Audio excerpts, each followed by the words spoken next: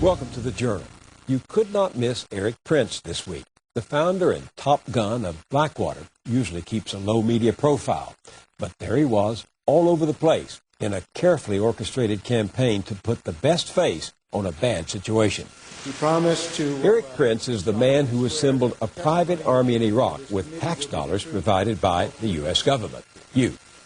Earlier this month, after some of his soldiers of fortune gunned down 17 innocent Iraqis and wounded 27 others in what the Army first called an unprovoked attack, Prince was called before Congress to give an accounting. Here's one of the exchanges.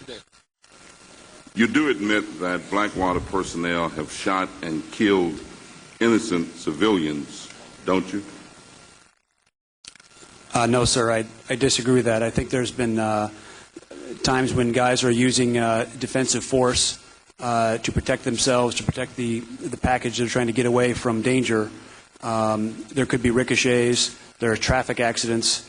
Yes. According to a document we obtained from the State Department on June 25th, 2005, Blackwater guards shot and killed an innocent man who was standing by the side of the street. His death left 6 children alone, with no one to provide them support. Are you familiar with this incident?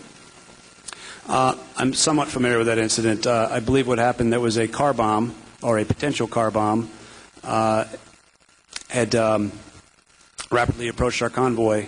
I believe our guys shot rounds at the car, not at the driver, to warn them off.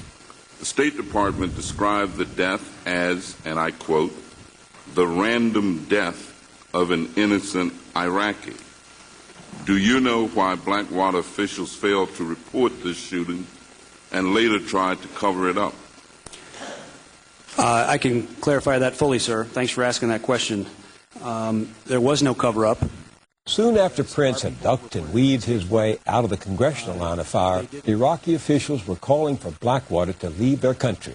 Prince's PR advisors then launched a round of press interviews, where Prince, armed with this video of his men rescuing a Polish diplomat in Baghdad, could make his case on his terms.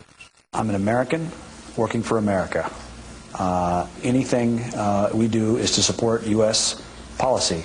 You know, the definition of a mercenary is a professional soldier that works in the pay of a foreign army. I'm an American working for America. Laura Logan frequently puts herself in harm's way covering the war in Iraq. Eric Prince proves as elusive as the insurgents. So why is it so wrong then? Why is there this perception, do you think, that exists about Blackwater? General misunderstanding because we've not been able to communicate what we do and what we don't do these last few years. Do you think there's been knee-jerk reporting about what happened on September 16th? Absolutely. And as he was spinning the story to the press, he was also blaming the press. I don't know if the media's given them due process the last couple of weeks. You know, when the guys get it right 99 out of 100 times. Prince stuck to his well-rehearsed talking points no matter where he showed up. You have to understand, bad things in Iraq generally don't happen by themselves. Bad things usually don't happen by themselves in Iraq. In hundreds of other attacks against us, bad things generally don't happen by themselves. In the game of spin, repetition is the winner. You want more oversight. We absolutely want more oversight. We welcome the accountability. We support accountability as long as there's due process. One subject he evaded time and again was his close ties to people in high places who hand out the government contracts that pay for his private army. You've given a lot of money to the Republican Party. Fair amount. Relative to a lot? Not very much. This is America. You're allowed to do and support whoever you want to. Your sister, her husband ran for governor of Michigan. Your mother is a very enthusiastic supporter of causes as well as, I assume, the Republican Party as well. Your sister supported George Bush 41, and you supported Pat Buchanan.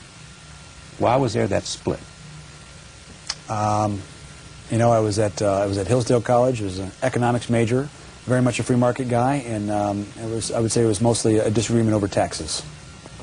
So what was and wasn't said in this spectacle of spin? For some